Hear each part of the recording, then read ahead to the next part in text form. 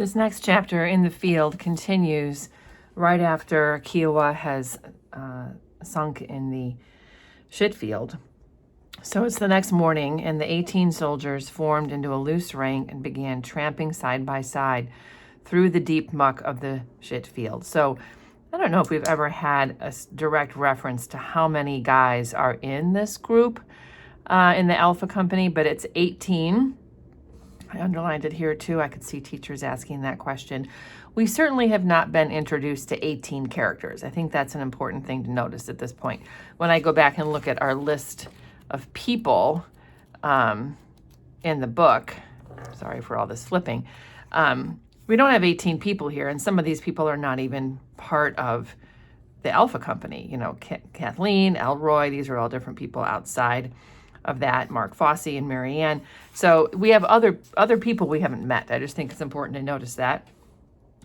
It talks about the fact that all they can think about is that they have one of their own dead in that mud, and that they owe it to him to recover his body, and they owe it to his family to recover his body. So they are walking through this muddy, over, flooded field trying to find him. Lieutenant Jimmy Cross leads the way, and everybody else is, spread across. Jimmy Cross thinks to himself, he would not lose a member of his command like this. It wasn't right. Kiowa had been a fine soldier and a fine human being, a devout Baptist, and there was no way Lieutenant Cross would allow such a good man to be lost under the slime of a shit field.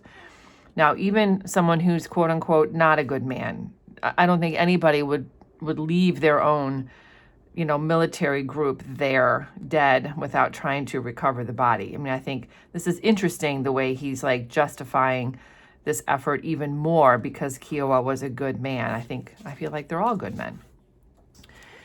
And then he stops and watches the clouds. And so I think it's important to remember that Lieutenant Jimmy Cross had issues at the beginning of this book with his attention. His mind wanders.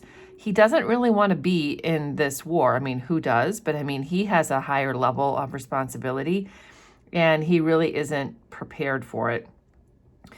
It says here that it's starting to rain again, and it acknowledges the fact that the rain was also the war. And I think this is true in any war front, that, the hardships of the climate and just the weather and being out like that is in itself a battle. But I think Vietnam was uniquely horrible in this way.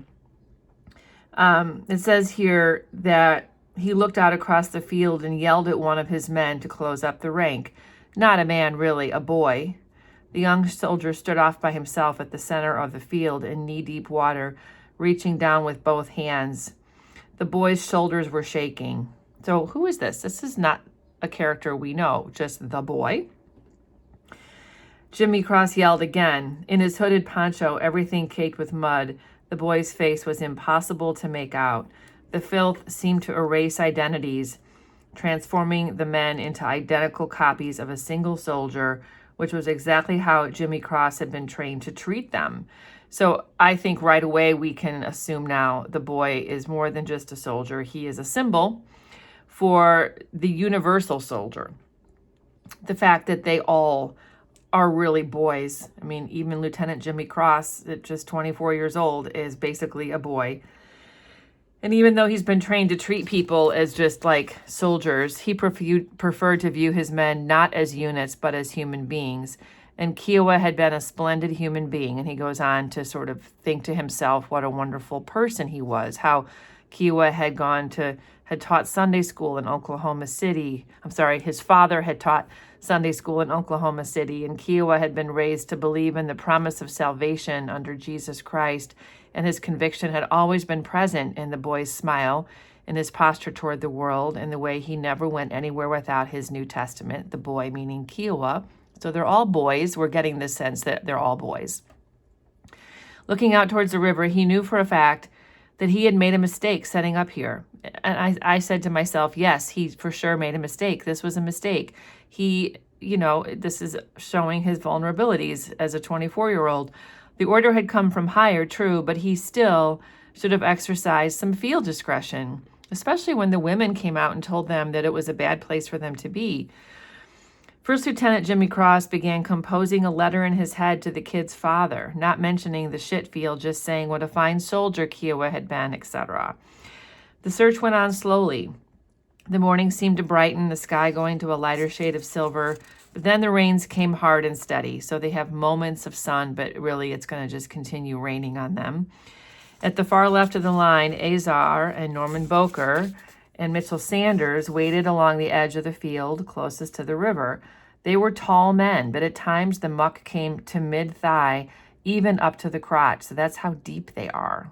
It's kind of scary. Azar kept shaking his head. He coughed and shook his head and said, "Man, talk about irony. I bet if Kiowa was here, I bet he'd just laugh, eating shit. It's your classic irony."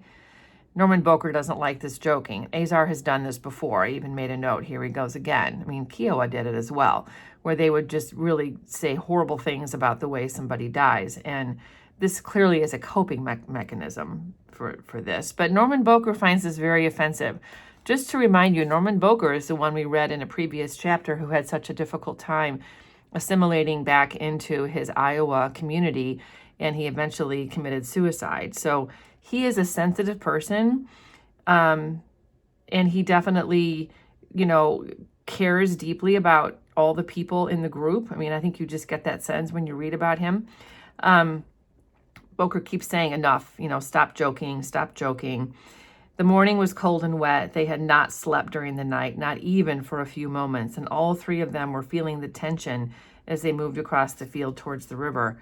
There was nothing they could do for Kiowa, just find him and slide him aboard a chopper, but I mean, that's a lot. Whenever a man died, it was always the same, a desire to get it over with quickly, no frills or ceremony, and what they wanted now was to head for a ville and get under a roof and forget what had happened during the night. So they're personally traumatized, and yet they have this duty to recover the body.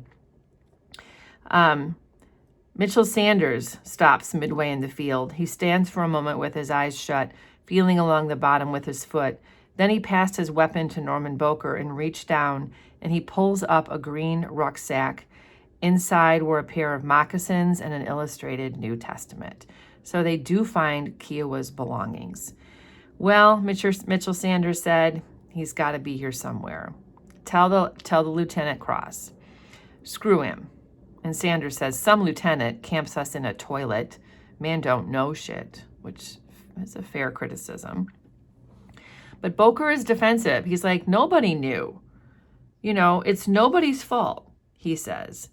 Nobody knew until afterwards. So not any of them said anything. I mean, they could have certainly said to Jimmy Cross, hey, maybe we should go someplace else. But no, nobody said anything, and that's a fair comment.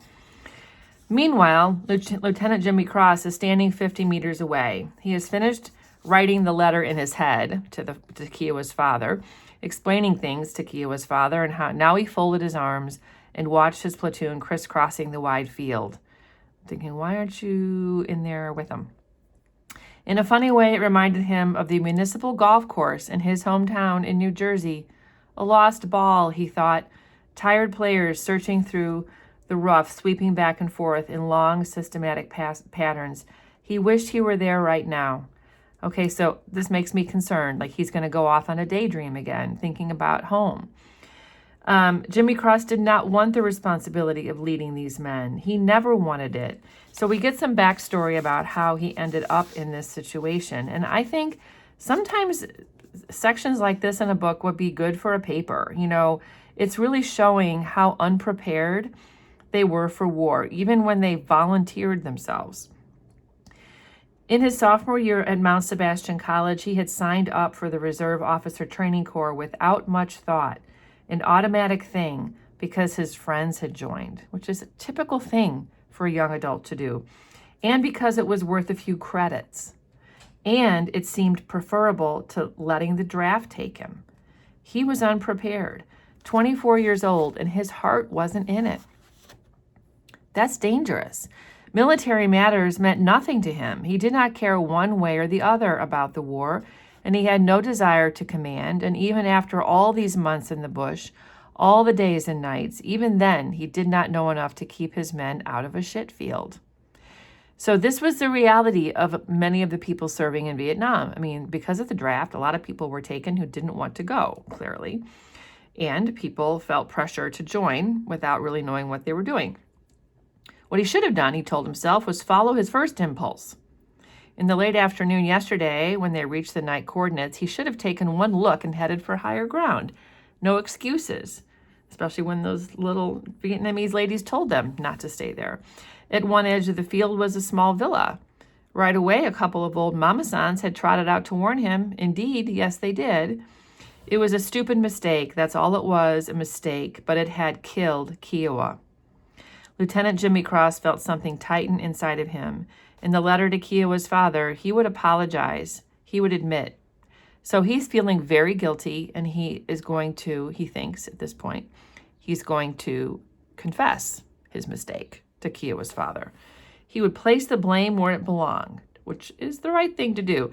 Tactically, he'd say it was indefensible ground from the start, low and flat, no natural cover, late at night. So now he's backtracking a little bit. He would admit that they were vulnerable anyway.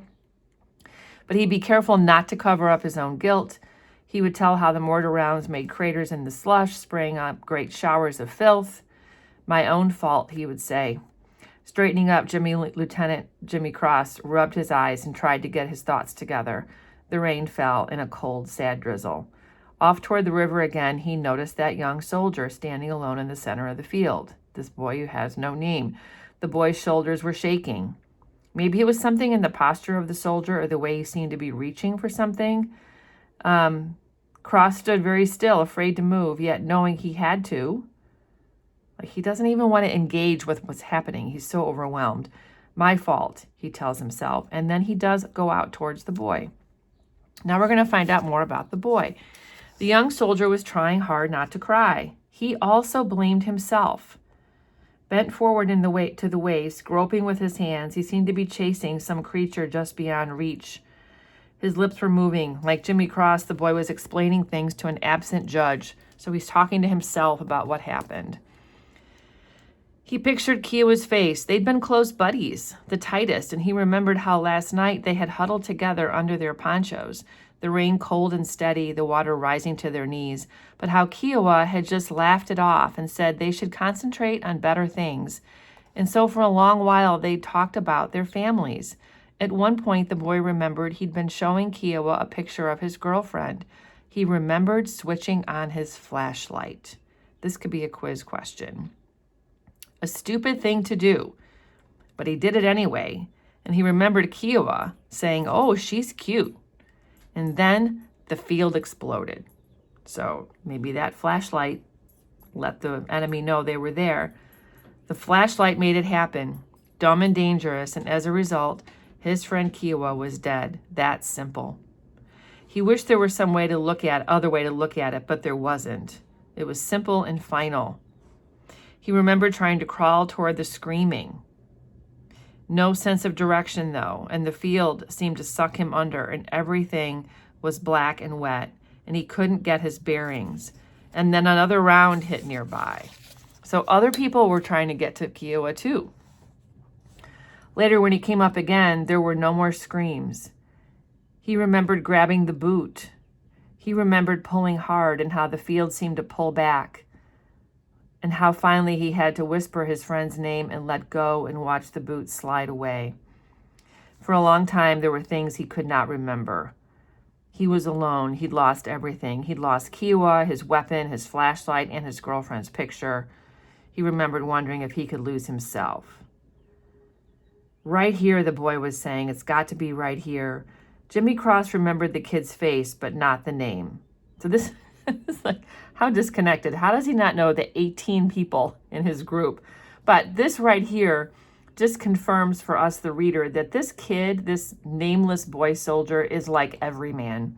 It's like every soldier. He's to symbolize the youth, the unpreparedness of all of these soldiers, and the fact that everybody has some feeling of guilt here. That's a universal feeling among this group. He watched the young soldier shove his hands into the water. Right here, he kept saying. Jimmy Cross said, listen, the guy could be anywhere. And the boy glanced up. Who could? Kiowa, you can't expect. Kiowa's dead. The young soldier nodded. So what about Billy? So this, what? Who? My girl. What about her? This picture. It was the only one I had. Right here, I lost it. Okay, so this makes it clear that this young soldier is not feeling around trying to find Kiowa's body. He's trying to find the picture of his girlfriend. Jimmy Cross shook his head. It bothered him that he could not come up with a name for this boy. Slow down, he said. Billy's picture, I had it all wrapped up. I had it in plastic so it would be okay. Last night we were looking at it with me and Kiowa, and I know for sure it's right here somewhere. And Jimmy Cross says, well, you can ask her for another one. And then we find out that actually she's not even his girlfriend anymore. So he doesn't have another picture and he can't ask her for one. So this is, again, this is symbolic. This represents the fact that these young soldiers are desperate to maintain connection to the civilized world, to their families, to their past. And even though they're no longer dating anymore, he still really cares about this picture because it tethers him to home and to his future, hopefully. So it shows how he keeps, looking for the picture. Jimmy felt some pity for him. For a moment, the day seemed to soften. So much hurt, he thought. He watched the young soldier wading through the water, bending down and then standing up. Jimmy Cross finally wished the boy luck. Then he closed his eyes and went back to working on the letter to Kiowa's father. So he's not even... this is an important thing to think about, writing a letter to Kiowa's father, but he's not even engaged completely in what's happening right now with his group out there trying to find Kiowa. He's imagining the golf course. He's imagining a letter to Kiowa's father. Norman Boker found Kiowa. So this is also important because remember, Norman Boker is the one who cannot assimilate back into his Iowa home community. He was under 2 feet of water. Nothing showed except the heel of a boat. That's him, Azar said. Who else? And Azar is like, he doesn't want to deal with it. I don't know. Norman Boker touched the boot, covered his eyes for a moment, and then stood up and looked at Azar. So where's the joke? He said. He's like, okay, this guy's got a joke all the time. And Azar doesn't joke this time. So the reality of it is too much for Azar. Mitchell Sanders told them to knock it off. The 3 soldiers moved to the dike, put down their packs and weapons, and waded back to where the boot was. The body lay partly wedged under a layer of mud beneath the water. It was hard to get traction. With each movement, the muck would grip their feet and hold tight. So the 3 of them pull and pull and pull. The body is stuck, but they keep working on it. Then Henry Dobbins comes over and Rat Kiley, and all 5 of them pull as hard as they can. And, but the body is still, really stuck there. Azar moved to the dike and sat holding his stomach. His face was pale, so he can't even handle this, which tells us also why he jokes the way he does. The others stood in a circle watching the water. They said, we can't just leave him here. And slowly, in little groups, the rest of the platoon drifted over, except for Jimmy Cross and the young soldier. They're not there. What we should do, I guess, says Norman, is tell the LT. This would be Lieutenant Cross. Mitchell Sanders shakes his head. Just mess things up. Besides, the man looks happy out there, real content. Let him be. So Mitchell Sanders does not have a lot of respect for Lieutenant Jimmy Cross. After 10 minutes, all these guys pulling, they uncover most of Kiowa's lower body. The corpse was angled steeply into the muck, upside down. Finally, after more pulling, Kiowa finally comes to the surface.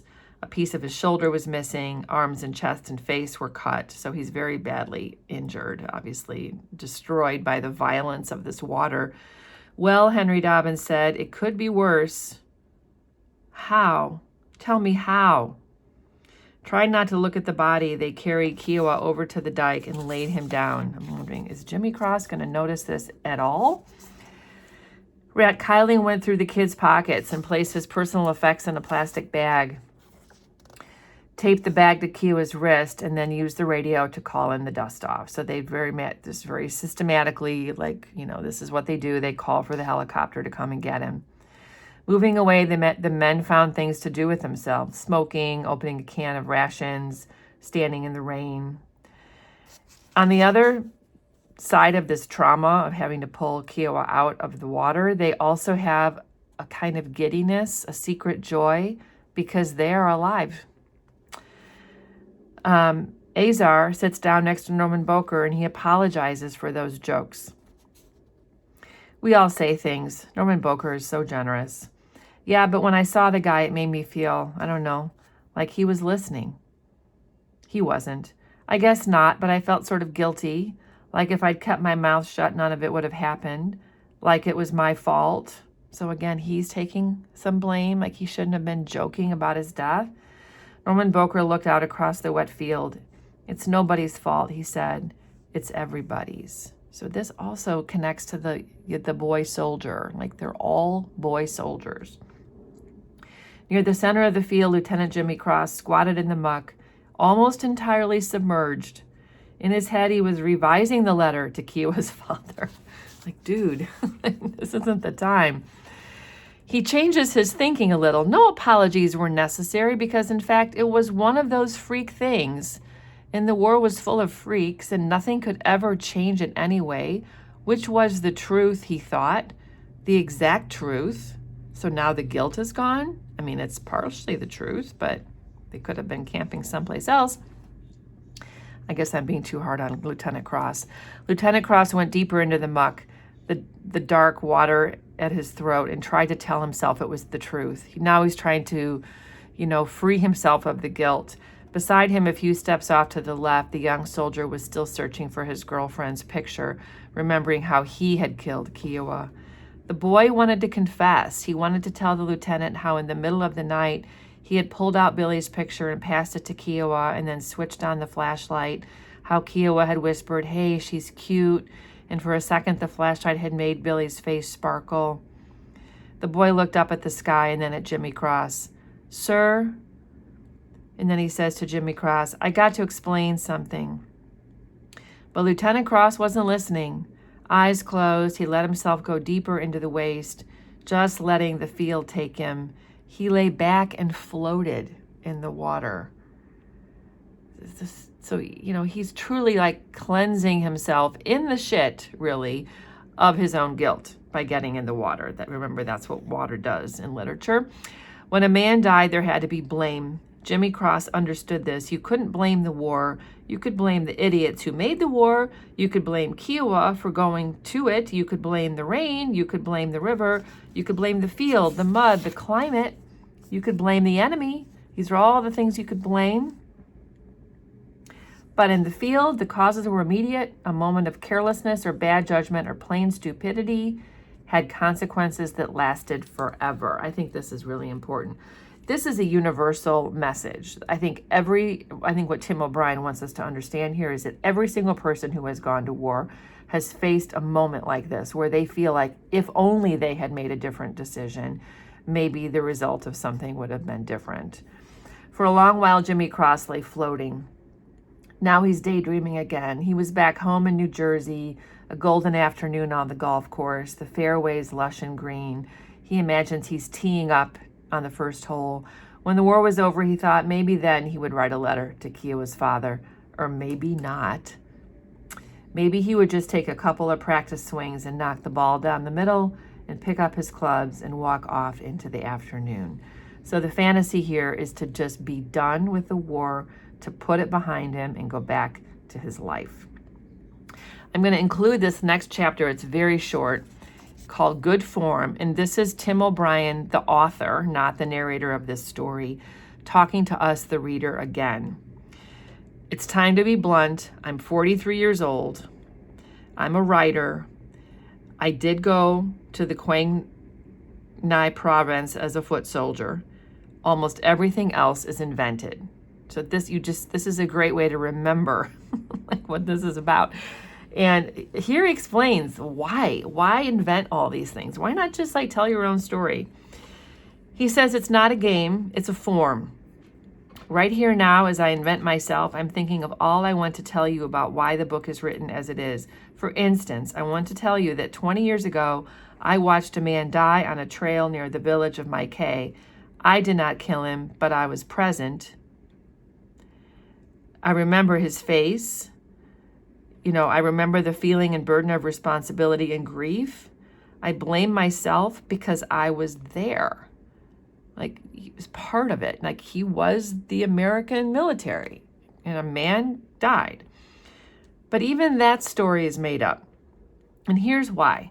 I want you to feel what I felt. I want you to know why story truth is truer than happening truth sometimes. I think this would be helpful to think about in your own life. I think a great assignment, honestly, would be to do some sort of short memoir writing with a class, because when you think back on early events in your life from an older, wiser perspective, you see things, truths about it that you would not have known as, like, let's say, a 7-year-old, as an example. Here's the happening truth. I once saw a soldier. This is the actual truth. There were many bodies, real bodies with real faces, but I was young. I was afraid to look. So, like, he maybe didn't see all of it that clearly. Or if he did, he blocked it out. Now, 20 years later, I'm left with faceless responsibility and faceless grief. So, like, he experienced death, but he didn't see the faces. And that is worse for him now, many years later. The story truth. He was a slim, dead, almost dainty young man of about 20. He lay in the center of a red clay trail near the village of Mycah. So this description makes him human. It humanizes the person who died, which is more cathartic, healing for Tim O'Brien, the writer. It's also better for us, the reader, because we understand it at a deeper level than just there were bodies, they were dead. What stories can do is make things present, make things real. I can look at things I never looked at as a writer. I can attach faces to grief and love and pity and God. I can be brave. I can make myself feel again through writing. Daddy, tell the truth, Kathleen can say. Did you ever kill anybody? And I can honestly say, of course not. Or I can honestly say, yes, because war is death, and he was a soldier.